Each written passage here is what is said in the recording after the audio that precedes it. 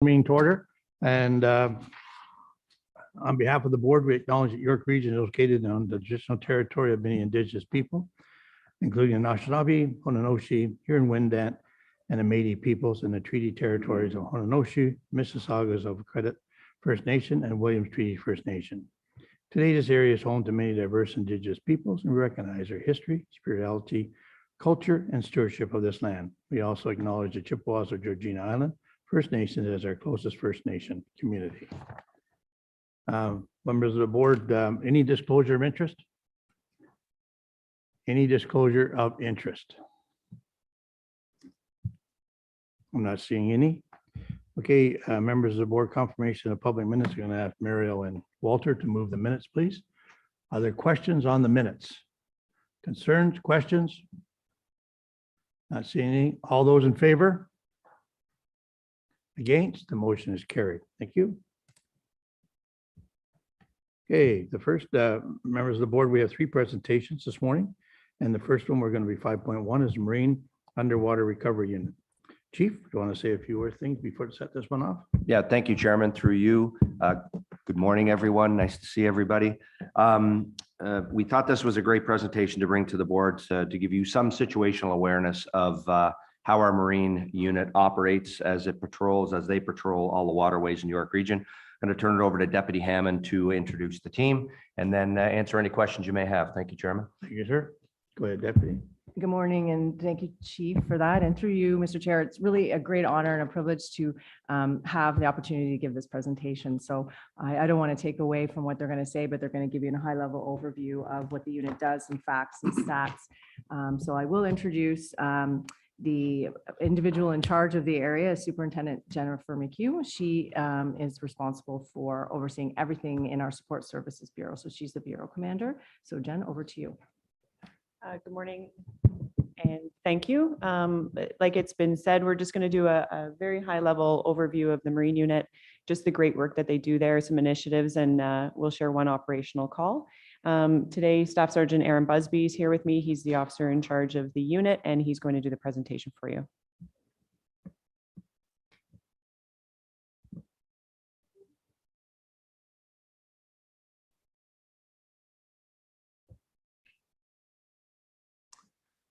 Thank you. Good morning. So first of all, I just wanted to say thank you very much to the executive leadership team and also. Sure, you can sit down if you want. Thank you. Sure you can. Be comfortable. It's fine if you really want to stand, but that's okay. Good to sit. Thank you. That's easier for you. It's easier, a lot easier for me. So go ahead. Thank you. So yes, thank you very much to the entire board and also the executive leadership team for unwavering support. And thank you very much for allowing me the opportunity to come and speak and present on this unit. I'm very passionate about this unit.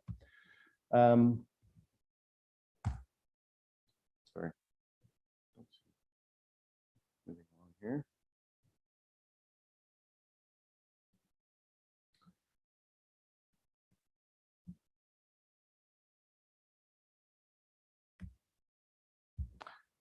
So as we know, we opened up the new marina back in 2020 and moved into 57 Lawrence Street, Jackson's Point.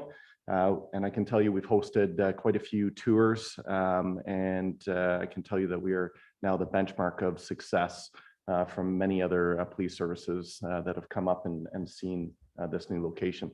If you haven't had the opportunity, if anyone would like to come up, I'd like to extend a warm welcome to that location. Just some interesting facts in regards to the unit. It was first established in 1971 and the Underwater Recovery Unit was established in 1982. York Regional Police is responsible for nearly 400 square kilometers of the 744 square kilometer Lake Simcoe. And to put things in perspective in relation to that, if you were to Google how large is the city of Toronto, it is 630 square kilometers. So if you were to pick up the city of Toronto, move it into Lake Simcoe, it would be an island. So it is a huge, huge lake. Within the region, we also have 32 other bodies of water and 11 rivers. We patrol 7 days a week, 12 months of the year. So I'm going to go back and forth between 2002 to 2022 to 2023, but also I'm going to actually comment it back to 2020 because that was when we took the initiative to go under a different command structure. So overall in year 2022, our numbers were up. We were up 13.69%. As you can see, the totals from 2021 overall calls for service were 555 calls on the lake. However, in 2022, those calls rose to 631. So it is a significant increase in calls for service. In 2020, we actually redeployed, we adopted a new deployment strategy with the unit where we combined the dive team and the Marine unit. Essentially, beforehand, we operated with Marine officers that were strictly Marine and dive members that were strictly dive. However, the dive members were members that worked in other areas of the organization. So we streamlined this and we adopted the fact that all Marine officers would also be underwater recovery specialists. We are the only service in Ontario that has successfully deployed this model, and it has been a huge success. This ensures that we are fully compliant with all our policing standards and also our community expectations in regards to our service being completely, totally self-sufficient. As you can see, some of our numbers have increased dramatically. So in 2020, we only had 2 trained underwater recovery specialists and 1 dive supervisor. And fast forward to 2022, we now have 9 trained underwater recovery specialists and 6 supervisors. Now, the 6th supervisor, I should mention, that does not mean that they are a sergeant. It simply means that they are capable under the Canadian Standards Association standards to be able to run a dive site. And that is very, very important for us to be able to have that ability. So in that time, we have deployed, and this is just in 2022, we deployed 11 times. We deployed that unit, which is the greatest since the unit's inception. So we deployed 5 times for human remains recovery, 5 times for evidence recovery, and once for a facilities request. In 2022, our unit was very training focused. We had a lot of new members that we needed to get trained up quickly. However, we're also instrumental in training our frontline members in cold water rescue as we reestablished that back in 2020. Since 2020, we have offered 18 training opportunities to put cold water rescue gear and training in our frontline cars, which obviously assists in getting help to these crisis points much quicker. York Regional Police is also now nationally recognized and accredited by Transport Canada as an official training institute to deliver our small vessel operator proficiency and medical emergency duties 03. So we have been very training focused, and in fact we joint trained with 9 agencies within the year and hosted 15 training courses and partaken in those 15 courses.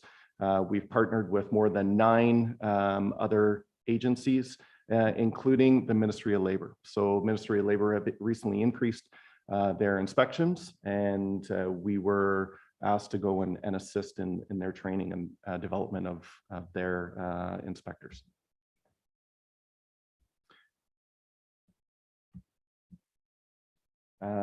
Now, in search and rescue, what we've done is we've consulted with public safety and we've assisted with a lot of their deployments.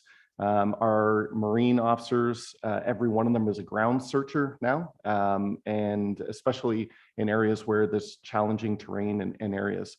Our members come completely self-contained. We have all of the equipment to be able to arrive with ATVs, UTVs, to be able to cover ground a lot quicker, to facilitate a quicker search and hopefully a positive recovery.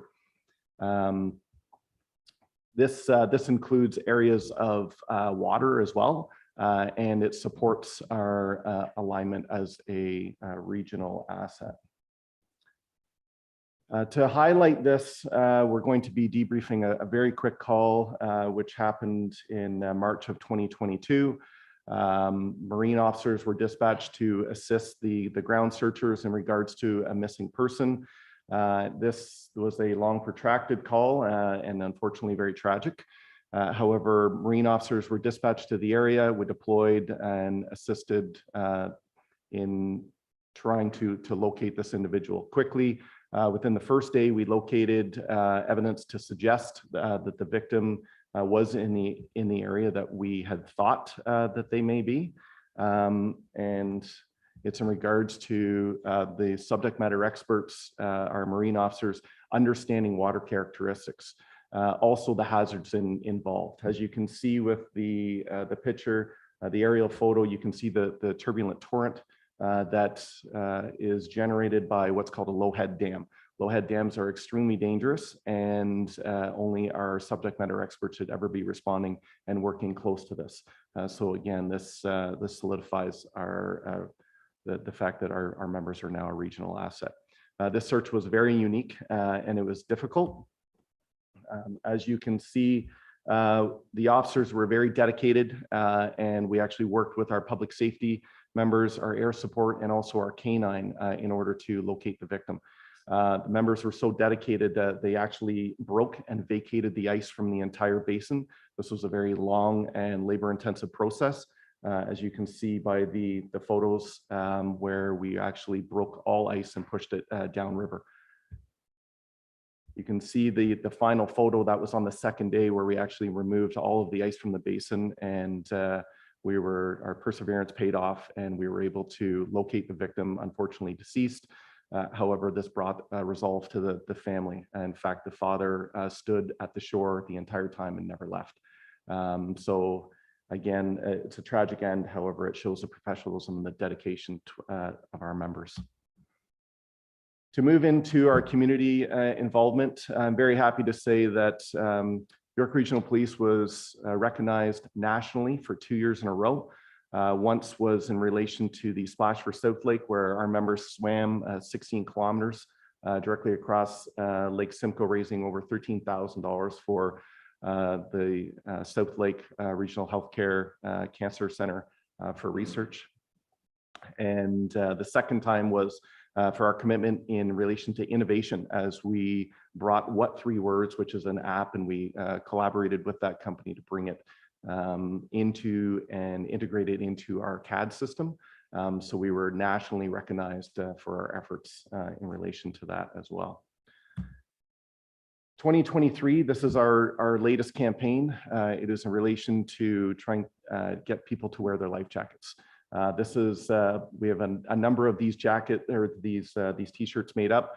They are all in small children's sizes, and the idea is our officers patrol not only on the boats, but also we're patrolling beaches. When we see a child wearing the life jacket, they are given a shirt. As you can see, it says, "I got caught wearing mine." Now, if the child is not wearing a life jacket, we have a number of different size life jackets where we actually size the child properly for a life jacket with the parents, and we explain, the importance in relation to that. So far, this has garnered a lot of great response. We're getting a lot of calls in, and parents and kids are just loving it. So that is something that we're going to continue to do all summer long, or until our t-shirts are gone. And finally, just again, a huge thank you to the entire board and the executive leadership team. We couldn't be any happier up there, and we're extremely grateful for your unwavering support. Thank you. Well, thank you. I'll go back to the full screen. I'll see if there's questions from the board. Any questions? Yes, Mayor Pellegrini, go ahead. So first of all, I'd like to say thank you. That's awesome, and very proud of the special unit. Mine's a bigger question, and I guess it's for you, Mr. Chair, to the chief. Just I'd love to know the background of why we do Lake Simcoe when there's probably 3 or 4 other police agencies, OPP, so like Simcoe. Why is York doing it, or do we get paid by the others for our service? Well, through you, Mr. Chair, I'll start by saying, we collectively do portions of Lake Simcoe. We do the largest portion. As far as cost recovery, from time to time, on our shared service deployments, we help each other out. So there generally isn't a cost recovery to it. But the superintendent and staff sergeant can maybe speak a little bit further to that, Aaron or Jen. Thank you, sir, and through you, Mr. Chair. The fact is we are required to provide policing on the lake. It is a federal property. However, it is downloaded to the province, and then the province then downloaded it to municipalities, to the police service having jurisdiction of navigable water. So based on the fact that you can navigate through Lake Simcoe, we are now required to have policy and procedures based on the effective waterways policing, which we do. Thank you. So I guess the bigger question is, wouldn't it be more cost effective if there was one organization that did Lake Simcoe? Because now everybody has to have their own, police, marina, and boats, and trained staff and specialists. And you're saying we do the largest chunk. Why wouldn't we do it all and have just a fee for service or some type of mutual aid agreement?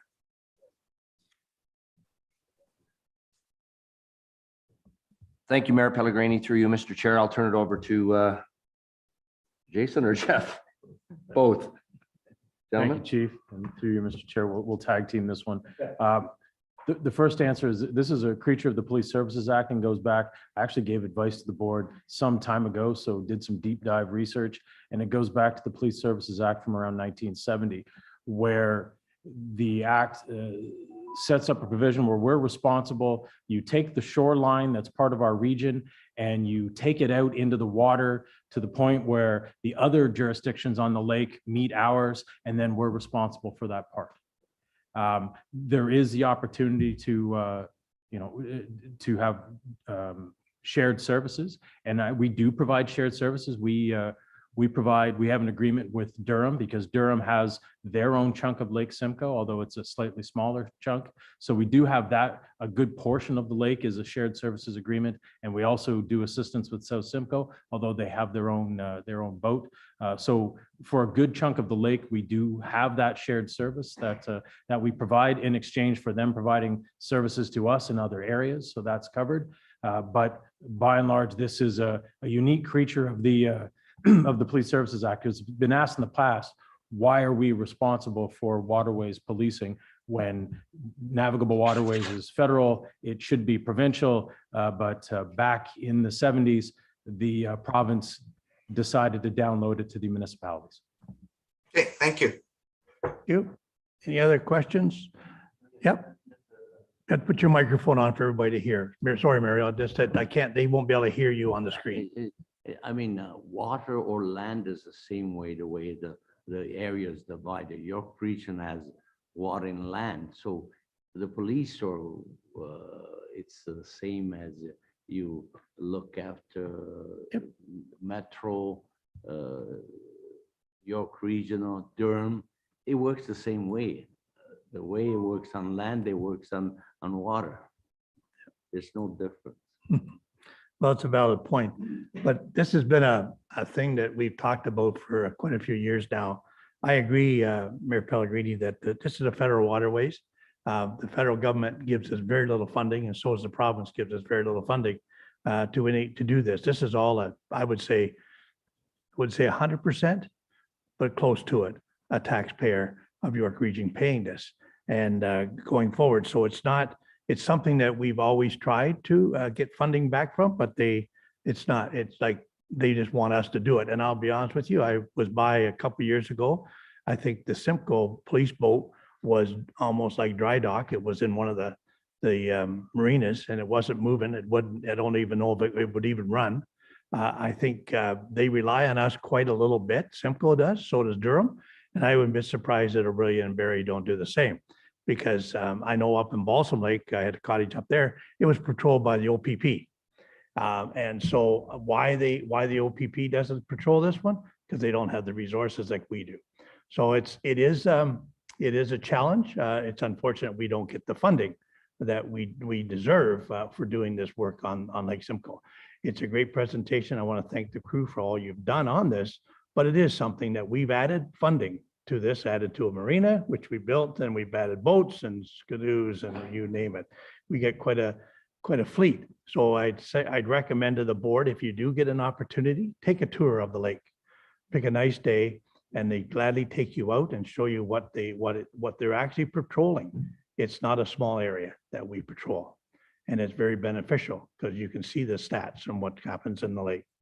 So anyways, I thank you even for the t-shirts. That's a great, God, that's very interesting. That's a good catch. I don't know who thought that up, but well done. So anyways, I thank you all, but please pass along our thanks from the board for a great job they're doing on the lake. If they go by my place, the odd time I wave to them, but they never wave to me. Because they're quite a ways out. I know they can't come in too close, but there's always, sometimes in our bay, there's probably 200 or 300 boats. And they go in amongst them and normally, I would say a couple of times in the summer that some of them get a little out of hand, but normally 95% of the time they are very well behaved out front. I don't go out and see them, all the boats out there, but anyways, I do see our police boat going by. So I'll ask Madeline and Linda to move receipt of this presentation and going forward.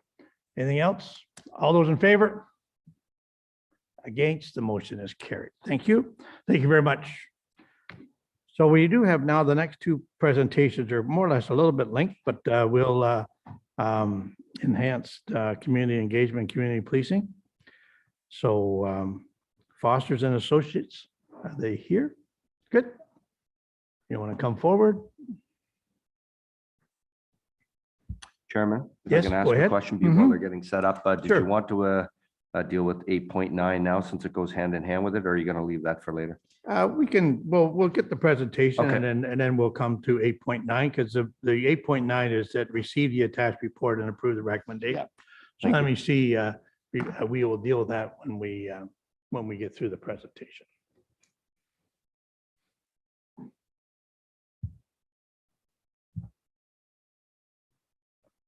I think Norma is on or off? She's having trouble. Trouble? Okay. Norma, if you can hear me, I'm hoping you can see this or come back on because I'd like you to see the presentation.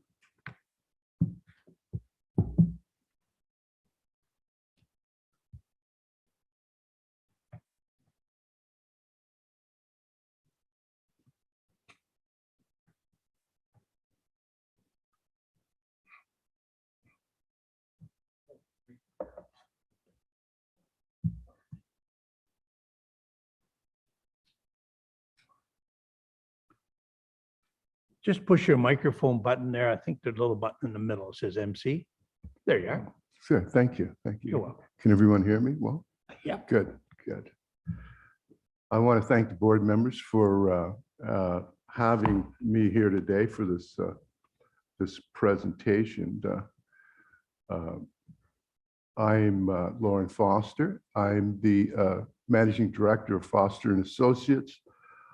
I'm also a professor at York University and the director of the Institute for Social Research at York University. And I'm also the York University Research Chair in Black Canadian Studies and Human Rights. And as I said, I'm the Managing Director of Foster Associates. With me here today is Dora Nip. And Dora Nip is a lawyer at Foster and Associates. She's also formerly a manager inter alia at Ontario Human Rights Commission. I use that phrase inter alia. That's a lawyer talk for, among other things. She had many jobs at Ontario Human Rights Commission. Others on my team can't make it today, but I'm here to talk about our work on the enhancing community engagement and community policing, which is a review of York Regional Police Services anti-racism practice. And I'm here to answer any questions that you might have as well. So let me begin by just refreshing your memory in terms of the background and scope of this review report.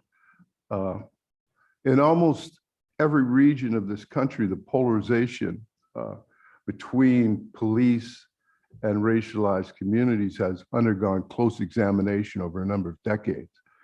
But the murder of George Floyd in May of 2020 in Minneapolis marked the watershed moment against racism. It was the bellwether event, you recall, that caused worldwide protests, which sparked levels of introspection about anti-Black racism and systemic racism in countries around the world, including Canada, particularly within and about policing and criminal justice institutions. Now, following the death of George Floyd, as you recall, and against this backdrop, the York Regional Black community representatives made their first deputations to the board here. And following this, on September 23rd, 2020, the York Regional Police Board developed 51 recommendations resulting from its meeting with the Black community representatives. And 43 of those recommendations fell to the responsibility of the police service and Chief McSween. Following this, in April 14th, 2021, a preliminary document was tabled by the chief with the board that identified activities already undertaken and in progress to address the recommendations, and signaling the intent to continue to consult with the Black community. And finally, in January of 2022, York Regional Police contracted Foster and Associates to review and report on the provision of recommendations and best practices, and I quote, to enable York Regional Police to build and improve relationships with Black, Indigenous, and other racialized communities. Now, the scope of this review project really informed the components of our methodology, which consisted of 4 elements, and I'll deal with them one at a time if you don't mind. The first component of our methodology was conducting a best practices and jurisdictional scan. And this included a review of EDI, equity, diversity, and inclusion, and anti-racism approaches and activities undertaken by other police services, mainly the GTA, Windsor, and Ottawa police services.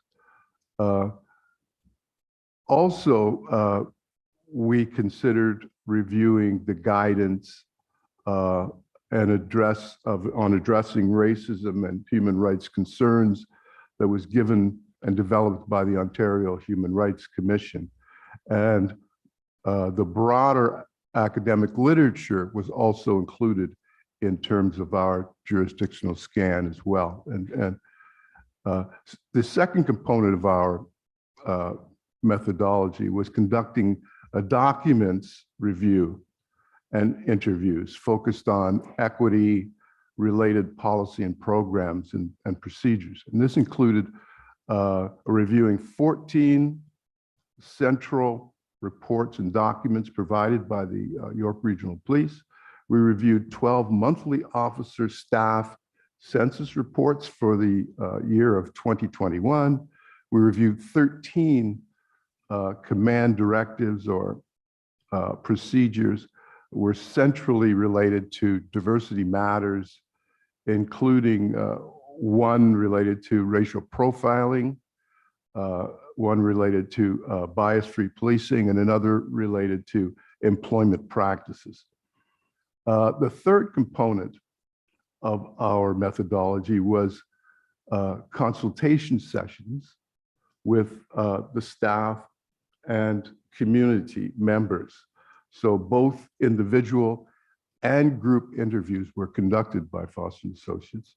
We interviewed 26 staff members, including 31 individuals, and this was at all levels of demographics, civilian and sworn, Indigenous, Black, and other racialized people, women, 2S LGBTQ plus, frontliners, managers and administrators, and senior leaders as well.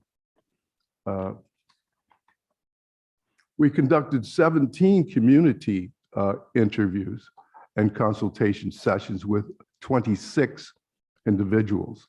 We conducted interviews with the Black community and other racialized communities, 2S LGBTQ plus representatives, community organizations, advocacy groups, and service organizations that are familiar with York Regional Police, as well as some involved in York Regional Police consultation activities. Now, these interviews were typically free-flowing, and they focused on the issues of diversity, equity, and inclusion, and racism in the YRP employment and service activities. Now, with this cross-section of interviews and internal and external, we achieved what is known in academia as theme saturation. That is, we believe we reached a point where no new issues were arising in our conversations, only different renditions of the same issues. Therefore, we believe that we had saturated or covered all of the main issues and areas from the community and the service in relation to their concerns and their considerations.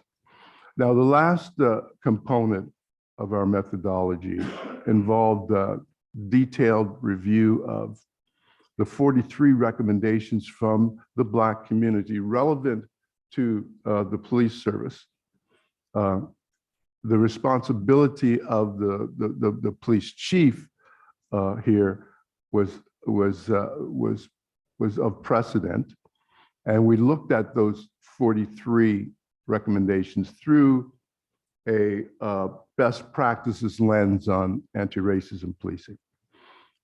Now, to operationalize the Black community concerns, many of which were overlapping, we refined their recommendations down to 5 key YRP organizational aspects. First, there was representation in relation to equity concerns in employment. And then there was addressing racism in procedures and programs, which was a theme. The third theme was adequate community relations and consultation. The fourth was anti-racism and training. And the fifth was accountability and transparency measures in the police service. And we mapped all of these onto the current practices related to anti-racism organizational change using the broad principles of the Ontario Human Rights Commission in addressing racial profiling. Now, with these 4 components of our methodology and our methodological approach, a jurisdictional scan, document review and content analysis, internal and external key informant interviews, a review of the 14 Black community recommendations. Well, all of this we felt really achieved a solid mixed methods research analysis. That is, the report detailed its contents contextually, and we gave us some contextual insights of quantitative data and generalizable external valid insights of quantitative and documentary data. And the results of one type of the data mitigated the weaknesses of the other, we believe. And the results was, as I believe, a well-supported analysis. Is there any questions to this point in terms of methodology or scope? Okay. Mr. Foster, do your whole presentation and then we'll go to questions. Is that okay? Sure, yes. I'm on my last section now, which is probably the most important section after this groundwork, which is the recommendations. And you can see here the 8 recommendations that we have made. Of course, there are subcategories to these recommendations as well. Our report is very detailed, I believe, and I hope that you have access to that so you can explore all of the recommendations and insights in detail. I am going to present a high-level version of these recommendations now, and certainly would be open to any questions that you have. And we see our recommendations in this report. Let me just start off and put some context to it here. Our recommendations are really a reinforcement of the recommendations of the board report, A Path Forward, which was released in August of last year, I believe, by the York Regional Police Services Board committee that was in charge of that. And the board committee does a terrific job, I think, in identifying the key considerations in the efforts to address anti-Black racism and other forms of discrimination in policing.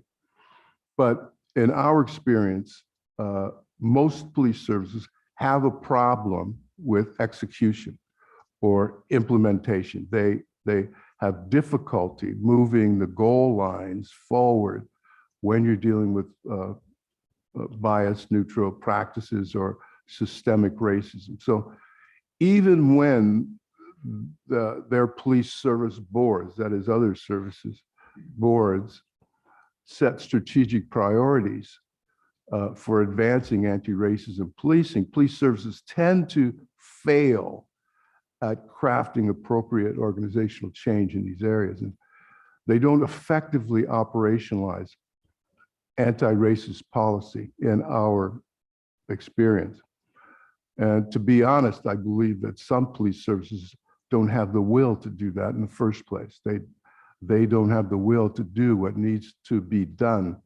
But even when you have goodwill by police services, and they're fully committed to non-biased treatment and anti-racist activities and policing, they simply don't know how to get it done, and they can't convert board anti-racism policy and strategic priorities and practices into realities. They don't have the experience, for the most part, and they don't have the competence. And I think our recommendations here are going to impact that aspect, in that we're laying out a blueprint, if you read this report, in very specific detail that provides guidance on what constitutes anti-racism policing and on how to do it within the realities of the York region, of course. So for example, many recommendations or sub-recommendations speak to administrative changes that need to be done to ensure success and implementation of proposed initiatives. So we're not just speaking to what needs to be done, but how it needs to be done as well. and those recommendations are included in our report.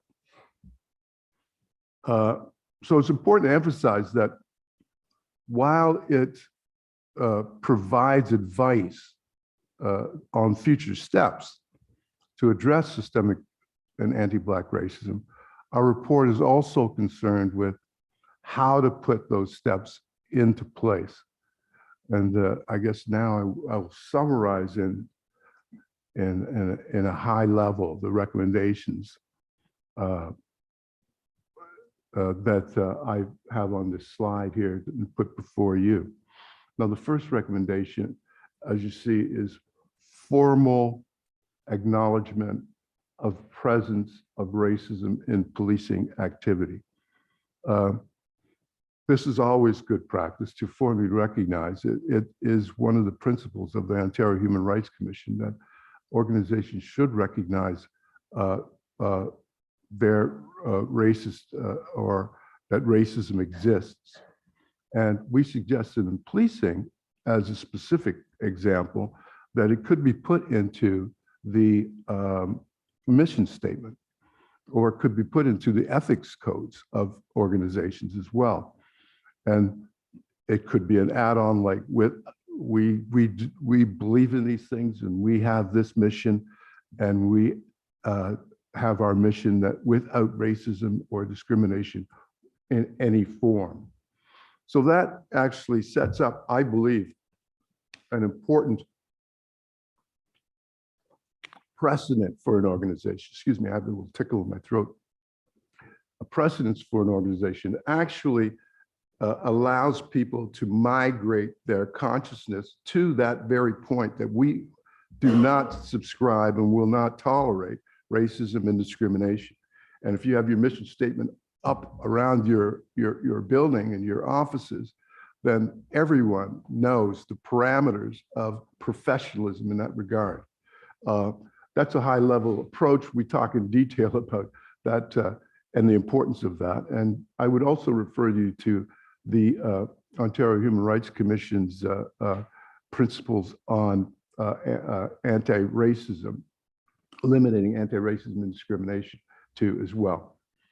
The second recommendation we have is accountability. We recommend improving accountability mechanisms, including race data collection and effective complaint processes. 4 of the Black community recommendations focused on race-based data collections in service delivery to ensure that individuals and organizations as a whole are accountable and any biases that are manifested are dealt with. Now, at the level of police services, it's important to measure, to take this kind of measure and to measure your organization through race-based data collection and analysis and reporting and response, and strengthen internal complaint, also to strengthen your internal complaint service, excuse me for a minute. So basically here, the accountability mechanisms that we are pointing to, the major ones, are race data collection and strengthening your complaint and discipline processes. That speaks to the internal and external approach to accountability. And you can see we have 6 more recommendations: reviewing procedures and practices and programs through anti-Black racism and anti-racism lens, representativeness and employment-related matters, enhancing two-way communication and two-way community engagement and community policing. And I'll just make a point on this one, because this is extremely important. In our experience in dealing with police services, one of the two main tools that need to be used in terms of equity and anti-racism are race data collection and community engagement. And many times, services don't do community engagement well. Community engagement has to be two-way, we believe. Two-way is dynamic and two-way is deepening. And it means that police and community are like co-creators and co-producers of community policing. It really just gives a fuller sense of citizenship and involvement, investment in the community and policing, strengthening the relationship between community and police, and eventually creating that legitimacy that I know that I've always been interested in my work with community and police. Ensuring that the police have a sense of legitimacy, particularly with racialized communities. And community engagement is the way to get there. I don't know how to say this any stronger. I will just have one little anecdote if you don't mind me going on a little longer.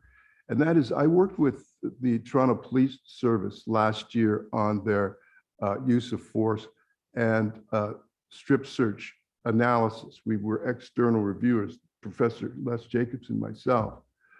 And we continually advised them that we would like to talk to the community members that they are speaking to, and they need to actually bring the community members in on every level of from design to analysis of this program. And for some reason, they had one big event where they, very extravagant, where they had hundreds of people there, and they talked to everybody. Everybody was excited, but that was the only event that they had that was connected to the use of force and strip search analysis. And that analysis was very revolutionary. I mean, in many ways. The sheer fact of them creating a strip search policy lowered strip searches in Toronto by 70%, which is very significant. I mean, that's what you want. I mean, the Black community wanted that, right? They wanted lower strip searches. They felt that they were being disproportionately targeted because of strip searches. Well, if you lower the strip searches, certainly you're solving that problem. But that could never come across to the community because they just decided that they were not going to accept anything that Toronto was saying because they were brought in at the very end. They were brought in at the beginning and the very end of that process. And it was an utter failure. I'm sure that most of you saw the outcome of that on television when members of the Black community rejected the apology of the Toronto police chief. To me, that was very striking. To me, that is an example of why you need to perfect community engagement, why you have to bring community in at every stage of your programs and practices, that is creating those programs and practices. Okay, well, I could go on and on and on, but all of these details and rationales in regard to our recommendations are in this report. There are three more recommendations, which I will just mention before I'll bring this to a close and take any questions you have, which is anti-racism related training. Of course,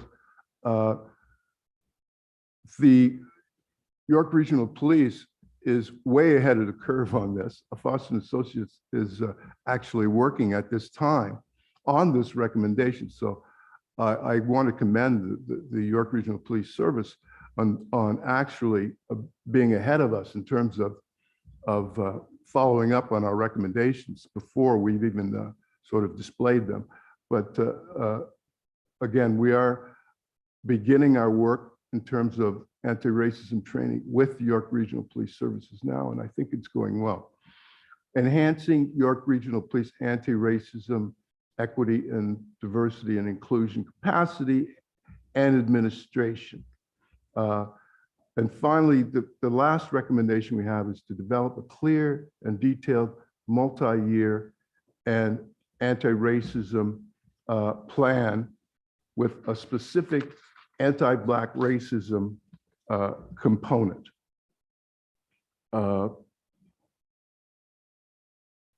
That is a very, very important recommendation, I believe, as well, in that multi-year plans really allow you to have a vision tool that projects in the future 3 or 4 or 5 years, and it allows you to crystallize your goals and directions and how to get there as well.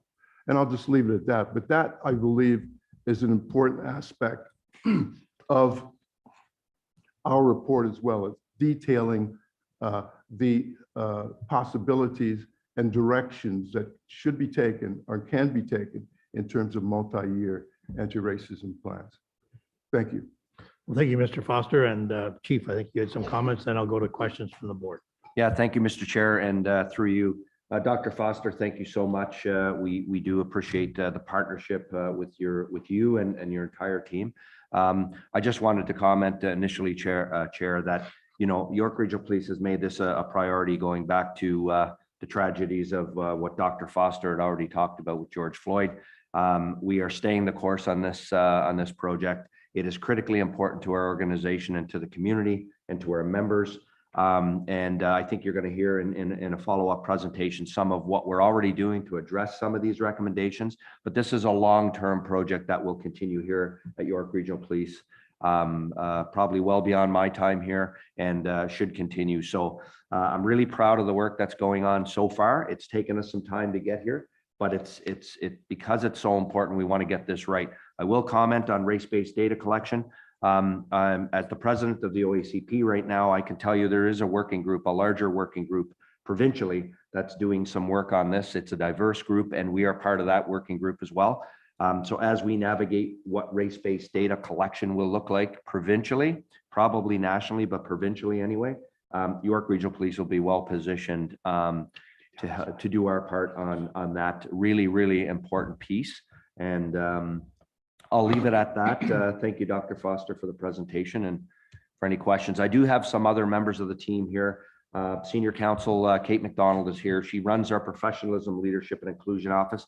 And I think it's important to note that when we stood this office up, a lot of this really important work will be housed in under that office. And, you're going to hear from our Supervisor of Diversity, Equity, and Inclusion, Elisa Lozon, and our Inspector shortly, Chi Bat, about some of the training. But and that office reports directly to me. So that is why we have placed this work in that office, because it has to be a priority and it has to fall directly on my shoulders, our shoulders as an executive leadership team. And you've got full commitment here from our organization to continue to move forward in this regard. So I'll turn it over back to you, Mr. Chair. Thank you. Thank you, Chief, and thank you, Dr. Foster. Walter, you had some questions? Just put your microphone on, sir. I'm sorry. Professor Foster, thank you. A couple of quick questions.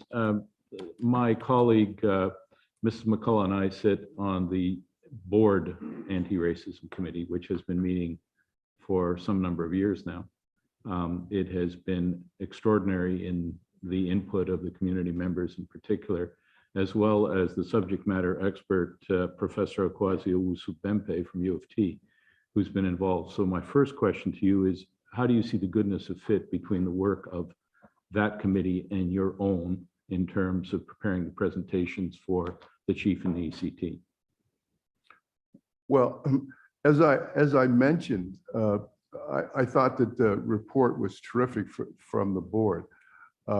It actually provides strategic priorities for the board. And I think that that's very important in providing that framework, that scaffolding.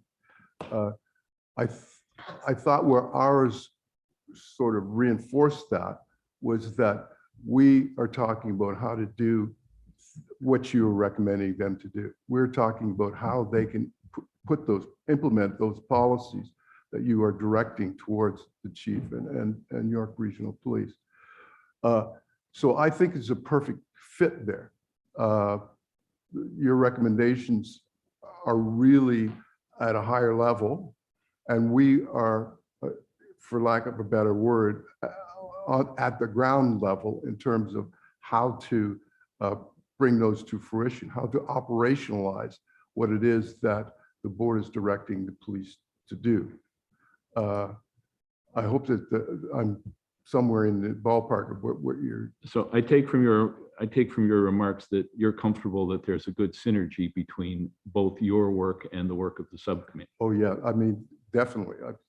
I hope I made that point. I will make that point even more strongly, as I think it's a perfect fit there.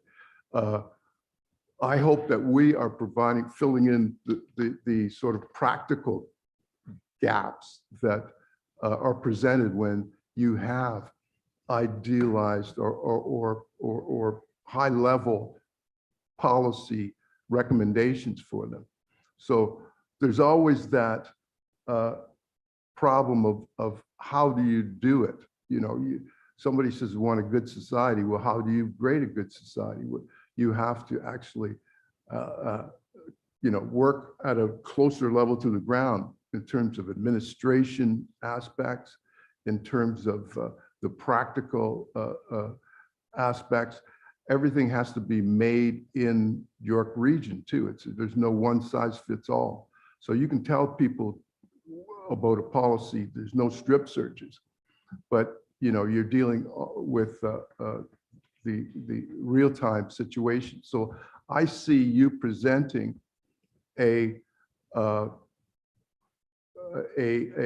overview, a policy overview, and that directs the strategic development of policing in York Region. And we are these workers coming in trying to build the programs that can do what you want them to do. One makes follow on. The members of the subcommittee, particularly those members that represent the interests of the community, I believe have certainly brought to our attention, all of our attentions, the need for a sense of urgency. Do your recommendations speak to and operationalize that sense of urgency to maintain this with respect to meeting their expectations and their needs? That is both certainly officers within the service, but the larger community as a whole. I think it does, but we couldn't do that without the commitment of York Regional Police too. I mean, from the top down, they are moving in forward directions. This is difficult to put into words because there's been so many problems between racialized communities and policing that has been silenced, ignored, and almost subject to erasure for many years until we started collecting. So we had race data and we started collecting numbers, and we could actually make problems visible in use of force, et cetera. That the pivot now has to be slow, right?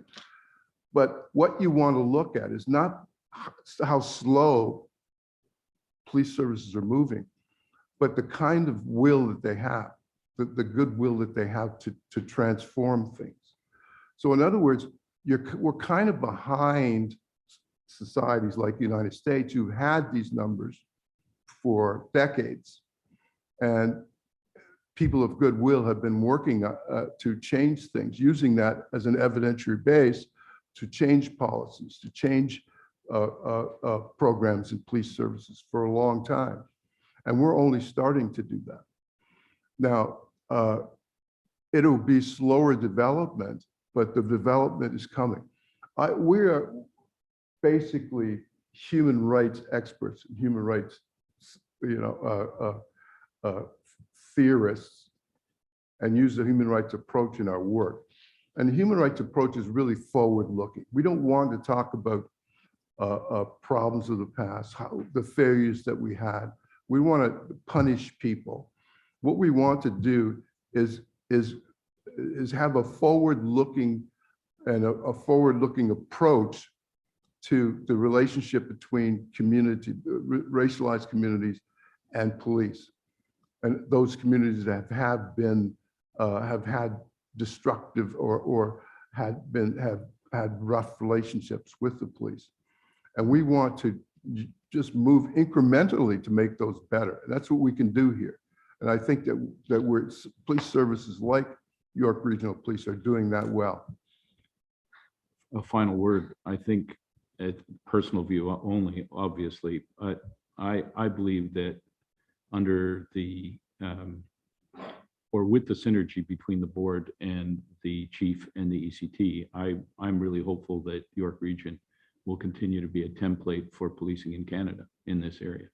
I believe that on the basis of the work they've already done and on the commitment that has been given to continue with the work with a view to your own recommendations and those by the subcommittee, that can really be the case and be transformative, not only for this police force in this region, but frankly, for policing in Canada as a whole. I agree. And I'll just say this. We've been working, my team, we've been working with the York Regional Police for 2 years now. And I won't say every minute has been a joy, but it has been a worthwhile and rewarding experience because of the commitment that people have to making things better. And that is what's important. I mean, I didn't express that forward look philosophy well, but that is the forward looking organizational perspective that is really important in all of this work. And I agree, I concur and agree with you entirely that York Regional Police is doing great work and should be commended highly. As I mentioned, a lot of our recommendations are already being developed without the report even being out. And so to me, that speaks volumes about the commitment to getting it right, as they say. Thank you, Walter. Any further questions from the board?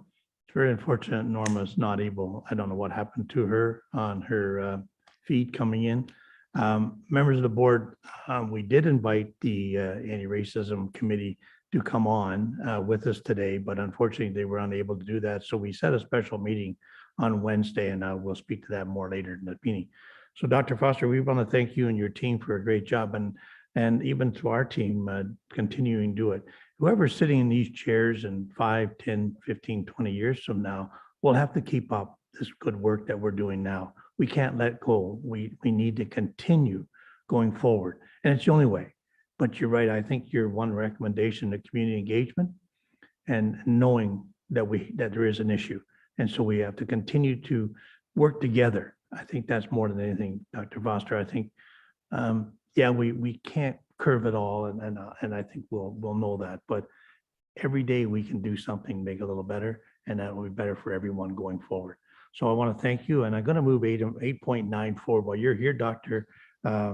Foster, because the recommendation on 8.9, the report, it says to receive and approve the recommendation. So I want you to be here when we approve this going forward. And like I say, we will be meeting with the committee, and we'll continue to meet.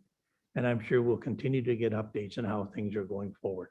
But we want to thank you for your leadership and your work on this.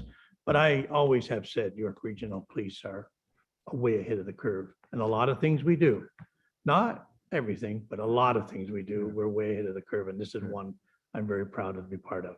So I'm going to ask Walter and Steve to move receipt of the presentation, receipt of the report, and approve the recommendations. Further comments? All those in favor?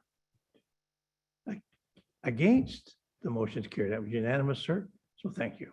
Thank you. You Chair. can't see the pictures. I can see the pictures. Thank you. Have a great day, sir. Enjoy your day. Now, we have some more coming forward if you want to stick around, but it's entirely up to you. I know your schedule. Okay, the next one, York Regional Police, a pathway towards racial equality. The chief coming forward. Yeah, thank you, Mr. Chairman. And through you, I'll let the team get set up. But We thought it was really important not only to receive Dr. Foster's report and presentation today, but then actually lay out a little bit of actually what we're doing with it already. So as I mentioned, Inspector Chi Bat from Corporate Development will do a portion of the presentation, the second portion, and our supervisor in our professionalism office dealing with all of our diversity, equity, and inclusion work, Alicia Lozon, will start off the presentation. So that's the introduction of the team, and when they're ready to go, sir, I can turn it over to you and turn it over to them. And I'm ready to Carry go on from there. anytime they are. Looks like they are.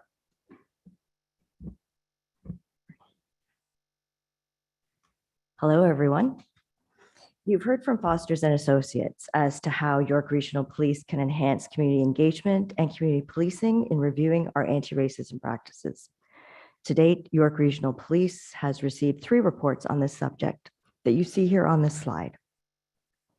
It's important to note that the findings of these recent reports support initiatives already underway as a result of the 2018 and 2021 Census and Inclusion surveys.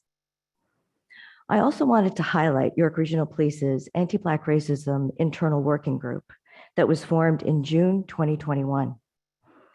As a part of their report, the working group gathered experiences relating to anti-Black racism from all members of the organization. They brought to light not only perceived barriers, lived experiences, but also strategies and recommendations on implementing positive change within the workplace. While the 3 reports had many unique and insightful recommendations, there were also common recommendation themes. These commonalities are helpful indicators of priorities that came from YRP members, subject matter experts, and members of the community. The key areas to address are accountability, acknowledgement, review of policies and procedures, equitable employment and hiring processes, community engagement, training, race-based data collection, evaluation, and measurement. We also noted that all 3 reports have recommendations that overlap.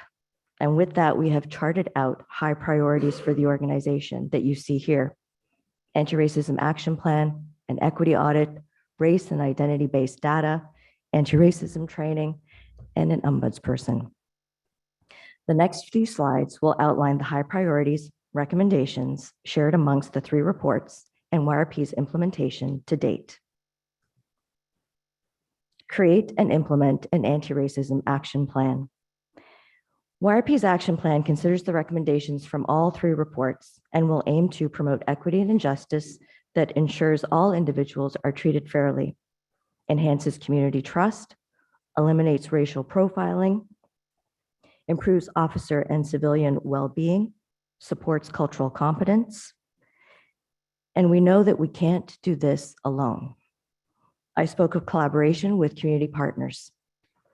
This year, York Regional Police will be establishing an advisory group comprised of community partners, members of our Anti-Black Racism Internal Working Group, and YRP members to co-create an organization-wide anti-racism action plan. An equity audit is a high priority for YRP, and we are currently proceeding with a request for proposal to secure a consultant or consultants who can work with us on this. An equity audit aims to be a comprehensive assessment of YRP's organizational practices, policies, and systems to help us identify and address any gaps or inequities in access, opportunities, and outcomes for groups of people, particularly those from underrepresented backgrounds. An equity audit typically involves areas of examination, such as employment, data collection, such as collecting relevant data to analyze YRP's current state, data analysis, such as evaluating and analyzing the collected data to identify gaps and inequities, identify root causes, such as determining the underlying causes of identified gaps and inequities, and of course, producing recommendations. The audit will include actionable recommendations for YRP to undertake. Important as well is monitoring and evaluation.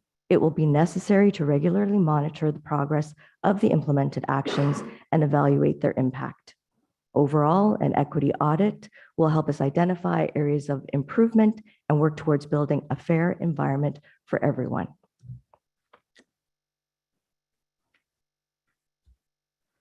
Both the Ontario Association Chiefs of Police and the Canadian Association Chiefs of Police are currently developing a race and identity-based data framework that will build transparency and trust on race-based data collection within policing. York Regional Police is part of both the national and provincial working groups. Once the collection standards and guidelines are produced, our procedures and processes will align with the framework. Ontario's anti-racism data standards and engagement with the proposed Anti-Racism Action Committee will also be our guideposts in identifying and monitoring race and identity-based data. Anti-racism training in police services has become an important area of focus in recent years. In 2020, York Regional Police's Anti-Racism Training Working Group took steps to incorporate a multi-year anti-racism training program. As you see on this slide, mandatory anti-racism training for all YRP members has occurred year over year since 2020. Following this portion of the presentation, Inspector Chi Bat will go into more detail about our in-class training that will be launching soon. It is important to note that anti-racism training alone cannot completely eradicate systemic racism. It is one piece of a broader effort that includes policy changes, accountability mechanisms, and community engagement.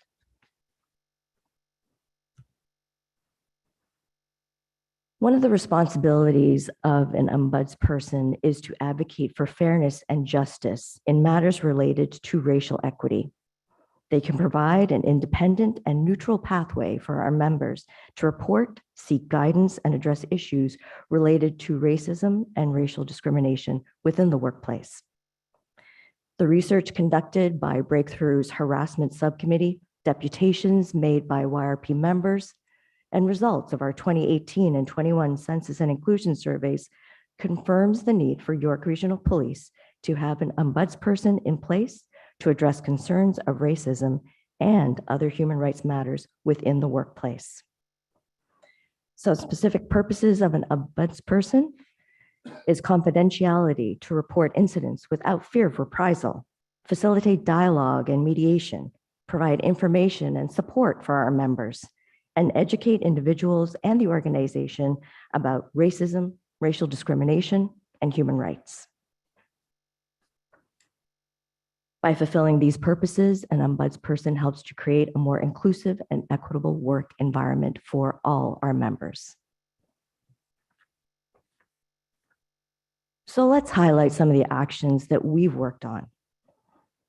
Since 2020, YRP has implemented a multi-year anti-racism training program that involves community and member consultation and the expertise of Foster's Associates. In 2021, the Professionalism, Leadership, and Inclusion Office was permanently established to continue the cultural transformation of Breakthrough. PLEO's vision is a professional, diverse, inclusive workplace guided by our shared values. Our mission is to foster a positive, respectful workplace where everyone belongs, develops and experiences fulfilling careers. The office will provide oversight of YRP's Inclusive Policing Action Plan and YRP's Anti-Racism Action Plan. In 2023, we established a Training Education Community Liaison Committee that has reviewed and given input into York Regional Police's 2022 Use of Force report to the board. In 2023, we established an anti-racism advisory group who is a consultative body to advise on phase 3 of YRP's anti-racism training program. Since 2018, York Regional Police has been reporting on use of force data. In 2022, we established the Training and Education Community Liaison Committee. For the first time, York Regional Police involved community consultation in the release of its 2022 Use of Force report that was presented earlier this year to the York Regional Police Services Board. The report in part, examined use of force and its intersectionality with race, recognizing the need to expand data collection in a variety of police interactions with the public. In 2023, we are proceeding with an equity audit request for proposal that will review our employment practices and service delivery. I would now like to turn over the next part of the presentation to Inspector Chibat.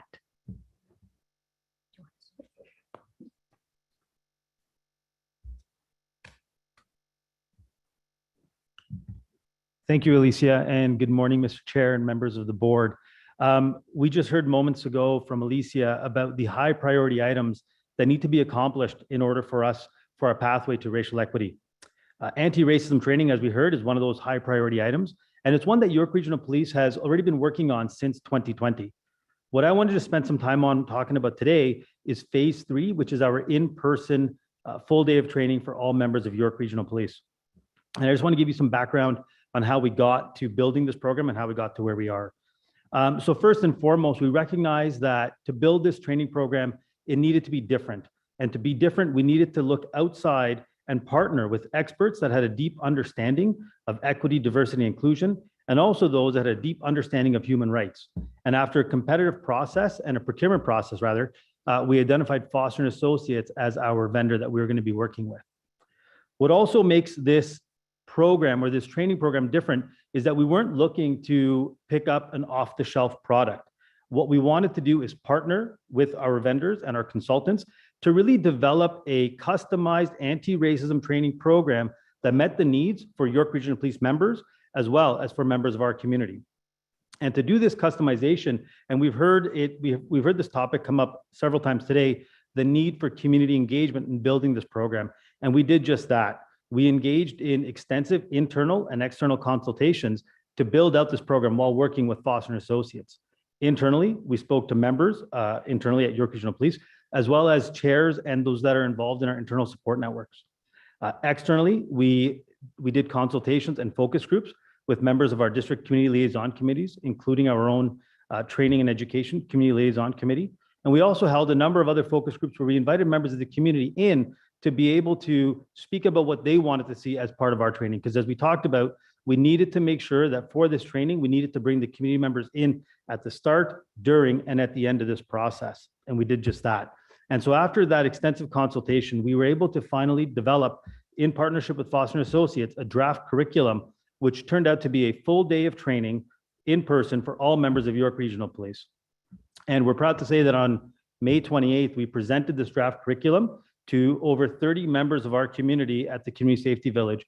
And the feedback that we received, not just on the topics that we were going to be covering, but the process that we undertook to get there was overwhelmingly positive. What I just want to go over now very briefly is just some of the key modules that are going to be covered in our anti-racism training program. First, we're going to be covering understanding key terms and concepts. This includes racialization, privilege, bias, societal bias. We're also going to learn about how to identify microaggressions. We're also going to be taking a look into racial profiling in Black communities. And that's recognizing that this training is anti-racism training, but recognizing that the experience for members of our Black community is different. And we need to focus in on that as part of this training. We're going to be exploring racial discrimination in policing. We're going to be talking about diffusing reasonable protestations alleging racial profiling during public interactions, and organizational measures to address systemic racial profiling. And we'll be looking at using examples, including race-based data collection. And one of the things that we also heard throughout today's conversation on anti-racism training is that this is not something that could simply be a one and done. We couldn't roll this training out, and we shouldn't be rolling this training out to all of our members and then packing it up and shelving this product or shelving this training. We understood that we needed to build in organizational capacity and sustainability with this training, because this training and this conversation needs to go on, not just for the next couple of years, but for the next 5, 10, and 15 years, as we've all discussed today. And so to address this, we put a call out for trainers internally at York Regional Police, and we identified 20 members that wanted to take part and become trainers for this anti-racism curriculum. And what's interesting about this is they're not just simply going to be subject matter experts with respect to the anti-racism curriculum itself, what they're going to learn and gain experience doing is engaging members in dialogue around racial equity and anti-racism. And these 20 members are going to be now developed in the areas of this curriculum through a train-the-trainer program, but also we're going to be developing them to be able to gain some experience in engaging other members through meaningful dialogue. And with those 20 members, that process of training them and developing them has already started. In addition to the full day of training that our members are going to be receiving, we recognize that senior leadership have a very important and unique role to play in combating racism within York Regional Police, but also within the community. And so we have, in partnership with Foster and Associates, developed a half day of training for all senior leaders.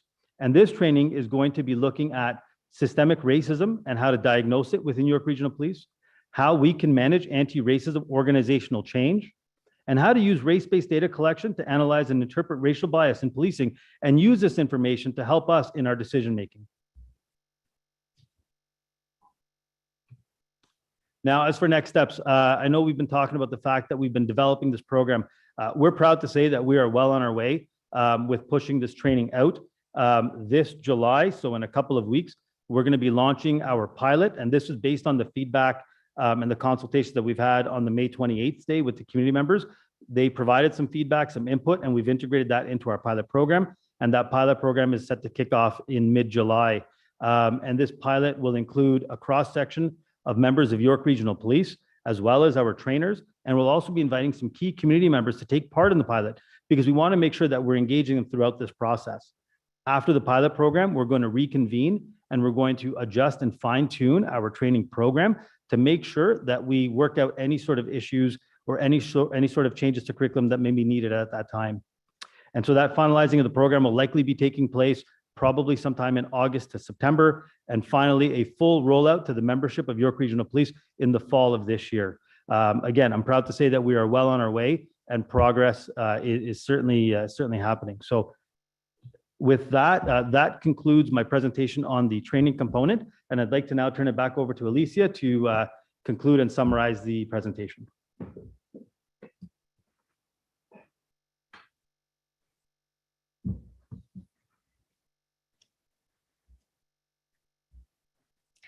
So to recap, our path forward includes establishing an anti-racism action committee that is a consultative group comprised of community and YRP members to ensure that YRP is accountable and transparent as it looks towards addressing the key areas that we presented earlier. Proceeding with a request for proposal for an equity audit focusing on internal procedures, employment practices, and service delivery to assess for inequitable barriers. The development of a national and provincial framework will assist York Regional Police in a more fulsome race and identity-based data collection. As Inspector Batt had mentioned, pilot test of a mandatory in-class anti-racism training, which will also be delivered to community members and specific user groups within York Regional Police. Launch of an anti-racism action plan that is a deliverable stemming from the 3 reports, urging York Regional Police to adopt a comprehensive anti-racism strategy. After a review of York Regional Police's workplace harassment process and procedures, an early and alternate resolution model is now under development. The hiring of an ombudsperson is underway. The intent of the position is to assess complaints to determine whether issues can be dealt with using an early and alternate resolution model. With that, we certainly hope that you can see how we have and continue to work towards eradicating racism in all forms within York Regional Police and in our community. Our path forward is to create an equitable and inclusive York Regional Police for everyone. Thank you. Well, thank you for your presentation, Chief. Yep, thank you, Mr. Chair. Through you, I just want to thank both Alicia and Inspector Batt, as well as Dr. Foster. I hope the board has a good sense of where we're going and the commitment our organization has to us getting there. And with that, we'll take any questions collectively. Okay, questions from the board? Any questions? So there will be an update coming back in the fall to see where we're at on this. don't you, you've got some dates you sit in there by the fall and some going forward. So there'll be another update, report coming to. Yeah, we'll council. provide an update, Mr. Chair, and then there will be regular updates Sure. coming as we navigate some of these recommendations going forward. But yeah, we'll be doing that. Good, good. Questions? Alder? Okay, gonna ask Mario and Madeline to move receipt of the presentation at this time. Thank you. All those in favor? Against, the motion's carried. Thank you.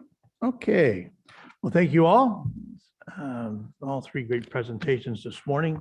And I know Dr. Foster and your group probably don't want to stick around for the whole board meeting, but that's you're more than welcome to, for sure. But I'm sure you have other things to do. You want to get back down to the big smoke, don't you?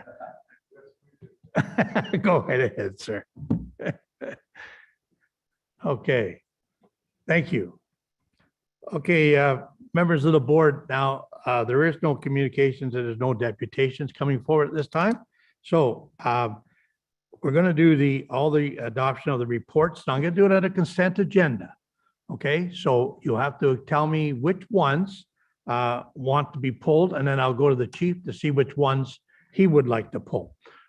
Steve, which ones? Just quickly, 8, 4, 8, 6, and 8, 11. 8, 4. 8, 6, and 8, 11. Okay, and 8, 11. Okay.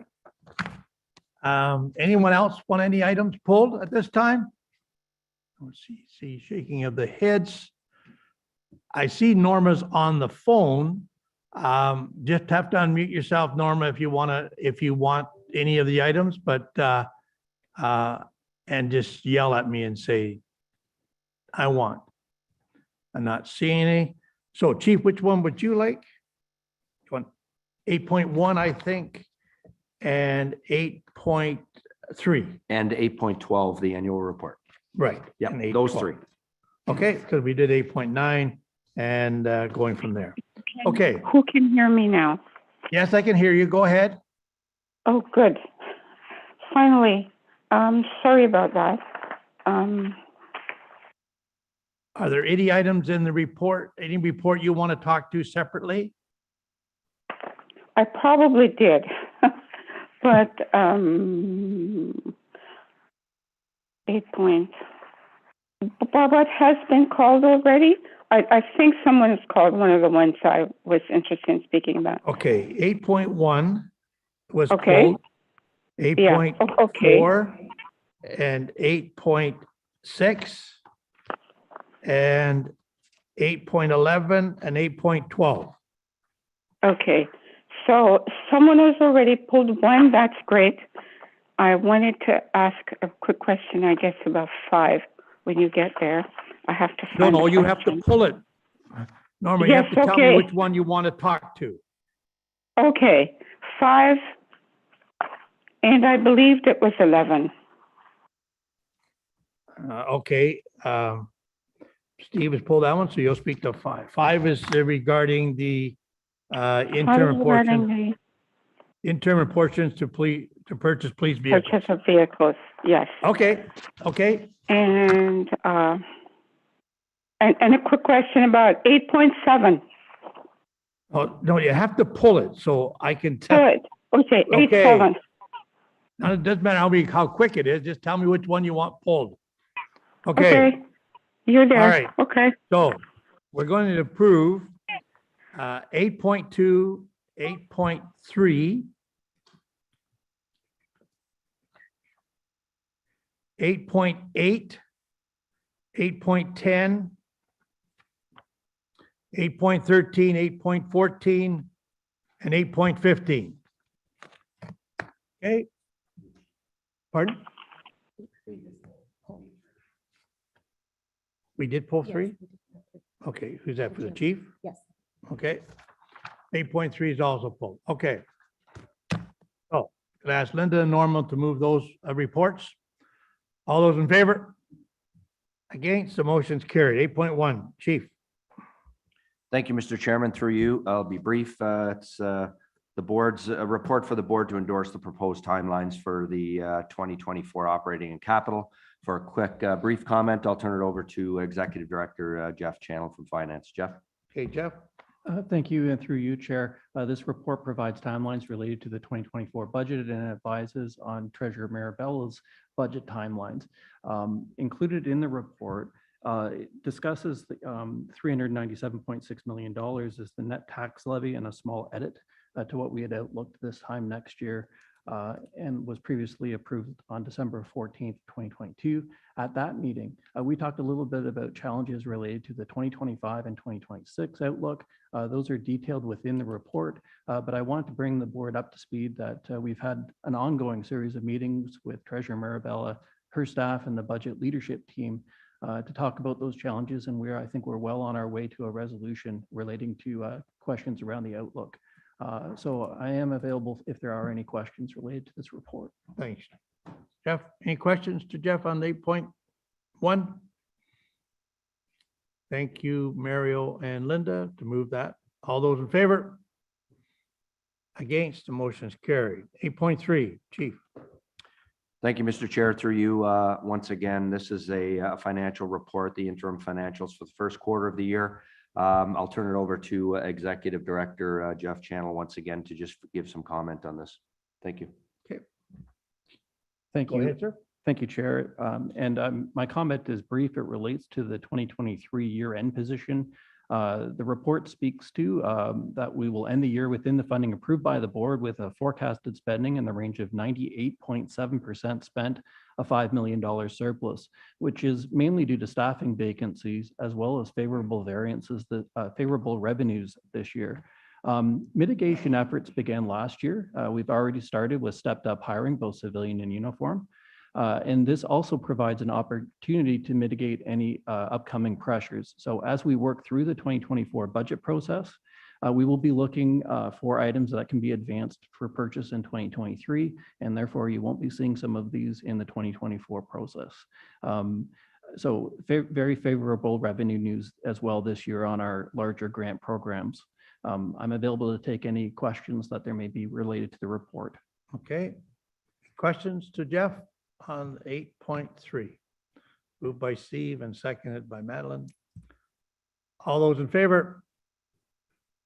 Against, the motion's carried. 8.4, Steve. Thank you, Mr. Chairman. Just quickly, it's a large amount of money, 1.5 for 3 years to sole source. And there's nobody else that does ammunition? Thank you, Mayor. They are the sole source provider, but I'll turn it over to Jeff. He can give you a little bit more details on that one. Yeah, go ahead, Jeff. Thank you, Chief, and through you, Chair. We utilize a Swiss Smith & Wesson round that's manufactured primarily in the United States. It's imported exclusively by Lloyd Lipke. This is an unusual purchase. So typically, we will have procurement cooperative agreements, and we do have a lead agency who's coming out of contract with Lloyd Lipke. This is an interim measure to allow that lead agency, our partner, to have a competitive procurement process. So should the US manufacturer choose a different vendor, for example, we would be dealing with a different vendor. We have asked for a long lead time in this because we're not sure how long our partner will take to complete their purchasing process. We've asked for 3 years for the extension. We may not be using all of it. They might complete this within a year or 2 years. I'm available for any other follow-up questions. Steve? No, okay, that's fine. Thanks. Moved by Steve and seconded by Linda. All those in favor? Against, that motion is carried. Norma, 6.5. Okay. To look at the financials for the fleet, for the cars, number 5. Yes. It says that we're just, where am I? The proposed interim appropriations will facilitate orders in fall 23 for up to 50% of the number of cars you want to have for the for this budget year. Can you just explain that for me? Jeff, go ahead. Thank you. And through you, Chair. Yes, that's correct. The purpose of the report is to fix an issue around, we do receive interim appropriations every election cycle, and Treasurer Marabella makes that request through Regional Council. We do have a practice over the last couple of years of the manufacturers needing their orders earlier in the year. So for us to receive 2024 deliveries, we should be ordering them in the fall of 2023. We have been doing that under the Treasurer's approval in a past year. This provides more of an ongoing adoption of that practice for non-election years. I hope that helps, Ms. McCullough, and I'm available to answer any further follow-up questions. Norma? Okay, thanks. Yes, that helps. Thank you. Thank you. Moved by Norma, seconded by Mario. We purchased the vehicles. All those in favor? Yes. Against, the motion's carried. Steve, 8.6, donation of abandoned bikes. Excellent initiative. Just a quick question. The other, I guess, bikes and stuff that is not claimed, it goes to auction, correct? Paulo, Deputy Chief DeSilva, sorry. Thank you. And through you, Chair, that is correct. Some of our found bicycles, those that are not claimed, end up going to auction. And my question was, do we get, all appropriate's not the correct word, but would it be better if we donated more of these to other agencies, or is going through auction still something that's providing a reasonable amount of funds based on the amount of effort and time and staff that have to do it?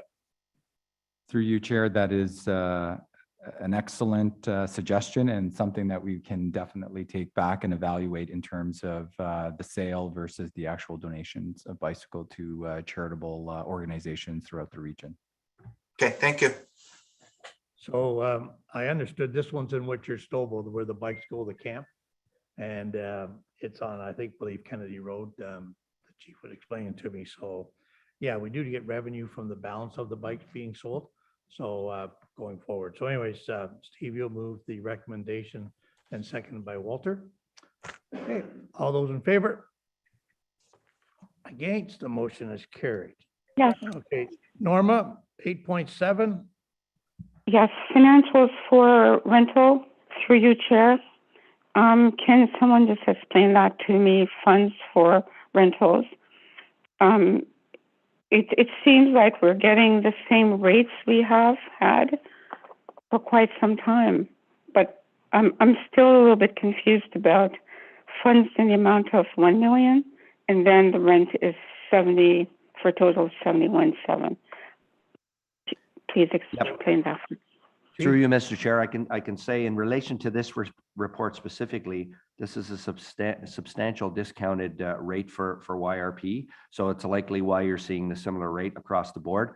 But for the dollar amount and specifics to that, I'll turn it back over to our Executive Director, Jeff Channel, to make a comment on that. Jeff. Thank you, Chief. And through you, Chair, the $1.1 million listed in the report is the overall budget for rents. This provides the board some information that this is a small component of the overall rents. It's about 8% of the total rents that the board pays on an annual basis.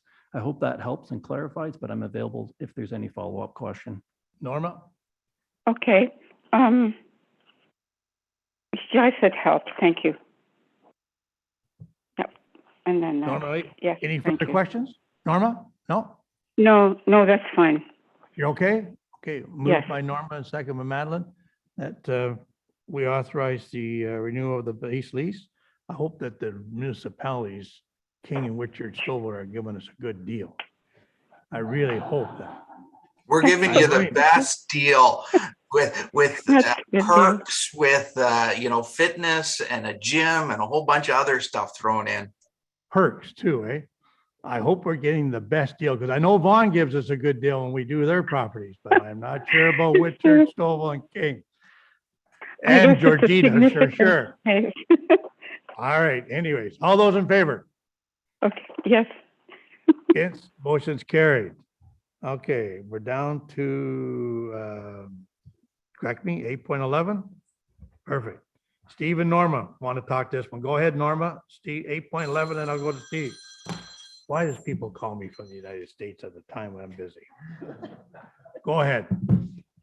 Norma? Norma, you're on 8.11. You have to unmute yourself. You have to unmute yourself. There you are. I am Go ahead. unmuted. I'm lost in paperwork, sir. Pardon? I'm lost in paperwork, sir. 11. 8.11, yes. Yes. Your question. 11. My question.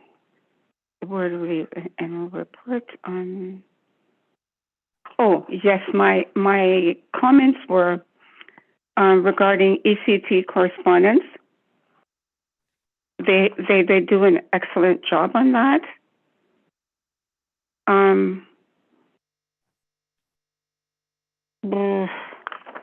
I've lost my page with my notes anyway. The ECT has done a great job on their callbacks and their service reports. They got 97%, which is really amazing and pretty high standard. So I just wanted someone in charge of that to just comment for me. Jeff or Chief, who's commenting? Sorry, was she specific to the ECT correspondence? I just want to know what the. ECT correspondence, one, call back to victims, specifically assault victims and B&E. Yep. So we're Just those talking 2 about points. contact for victims after a case has been After a case, yeah. Yeah. So that is a requirement in the organization to have to contact victims after they're a victim of crime. And we put a very concerted effort into making sure victims are contacted within the appropriate times. And obviously, as you can see in this report, we track that plus a number of other things. But it is a high priority for us to make sure victims are contacted and engaged by our officers at the appropriate times after an event. So thank you for that, Ms. McCullough. Thanks. And ECT correspondence seems like it's at a high standard, which I just wanted to commend you for. That's more of a comment than anything else, through you, Chair, to the ECT or the Chief. Thank you. Thank you. Steve? Thanks, Ms. McCullough. Thank you. I appreciate the report. I would love if there were some metrics in it, some measurements that showed improvement year over year. Okay, thank you, Mr. Pellegrini.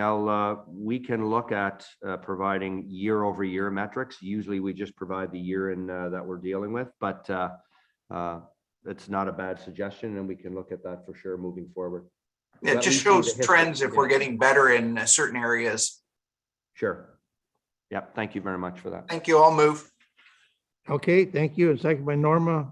You want to Yes, add an thank amendment? You want to Yes. add an amendment to ask for the metrics in future reports? Thank you. You can do that. Ask for, yes, Steve? an amendment. That would be good. Okay. You okay with that, Steve? Sure, it's friendly, if Oh, we're trying to be friendly, yes. But anyway, sure, that's fine. Okay. Yes. Motion to receive and that further reports would have some of the metrics for a couple of years. All those in favor? Yes, Okay. in favor. Thank you. 8.12, Chief, did you? Yeah, thank you, Mr. Chair.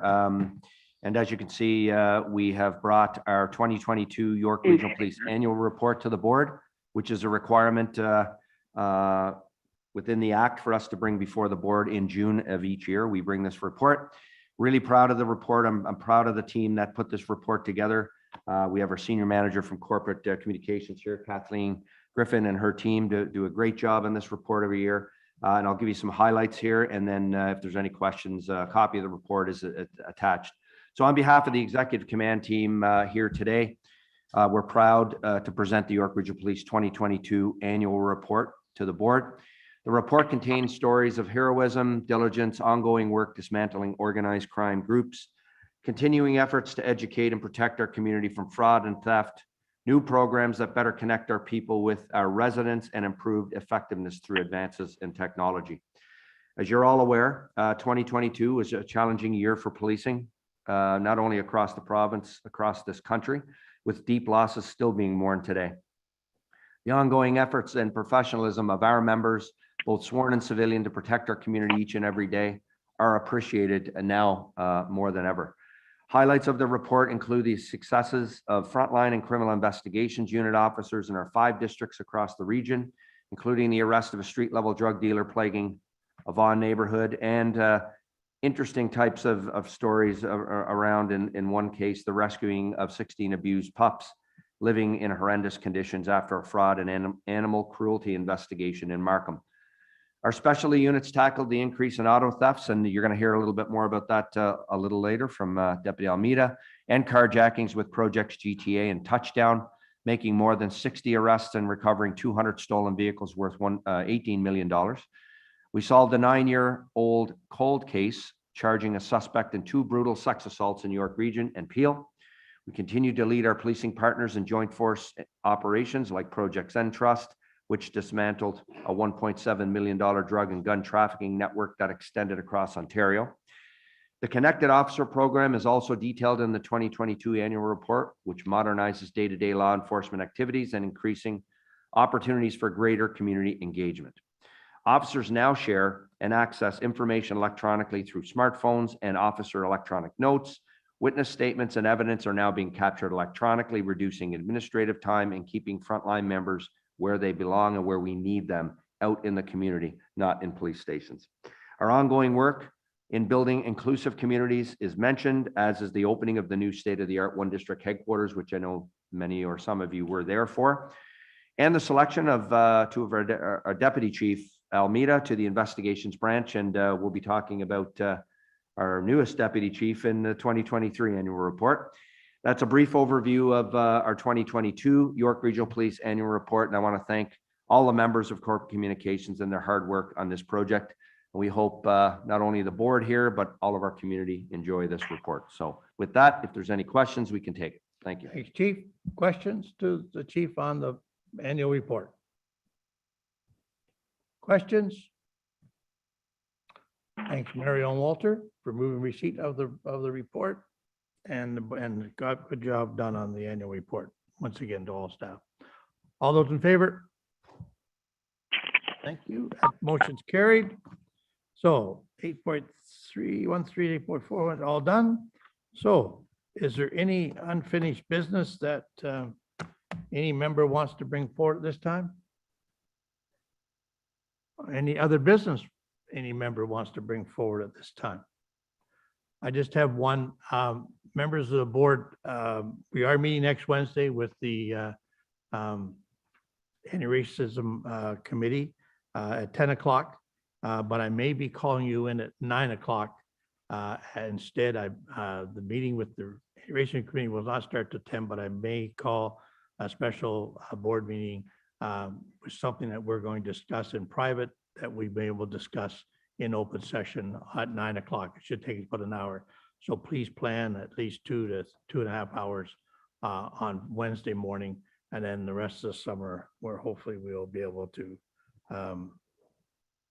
enjoy. Now, this meeting on Wednesday will be a Zoom meeting, not in person. It'll be a Zoom meeting. Okay, save everyone from coming in. We only have 2 in this morning. So then Walter and Mario. So on Wednesday, it will be a Zoom meeting, and Jacqueline and Nitra will send something out probably by tomorrow for the meeting to start at 9 till 10 with a special board meeting, and then with continuation on with the anti-racism committee that we said we would set up. It's just unfortunate they weren't able to come today. Is there anything else brought before the committee at this time? Not seeing any, so I have a motion moved by Madeline, second by Linda, that we go into private session. All those in favor? Thank you. That motion is carried. So we will now go into private session. Thank you. Chairman, 2 minutes? Sure.